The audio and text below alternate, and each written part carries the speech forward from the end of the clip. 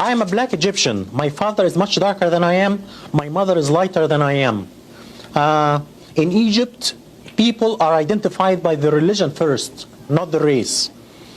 So in Egypt, if you are Christian, you are a minority person. But if you're black, you're not a minority person. You are a part of the mainstream society. And I came from this background. And in Egypt, you identify as Arab and as Muslim. And in this country, when I first came, I identified myself as Arab American and Muslim first. And gradually, I became to identify myself as black. I came to the U.S. in 1978. And I became a U.S. citizen in 1985. When I became a U.S. resident, I was told by the Immigration and Naturalization that I am white.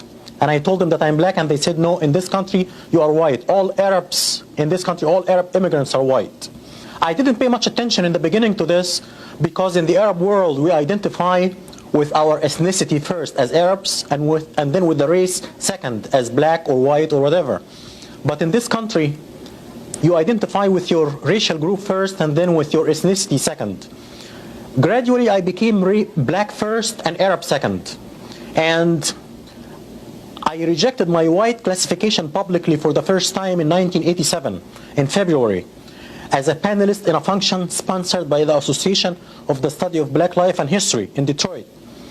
I said that I belong to two minority groups. I am Arab American and Black American, and I'm racially black and ethnically Egyptian. I was harassed by my employer right after that. I work for a white school district. The superintendent is white.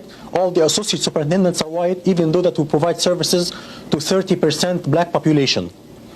But the organization is white and the approach is very white. The attitude towards me changed completely after I went out publicly and rejected my white classification. One coworker came to me and told me, a white coworker came to me and told me right after the function that he met with the superintendent, and if I don't keep my mouth shut, my educational career is over. He said, you have nothing to do with these people, you have a history and a culture. These people came from the jungle, you have nothing to do with them. These people lie and steal. When I see one of them in my neighborhood, I call the police. And I was told by the director of general education, who is retired now, in '88, I was told by him that I get people angry when I say that I'm black Egyptian. If I just say that I'm Egyptian, I would get along.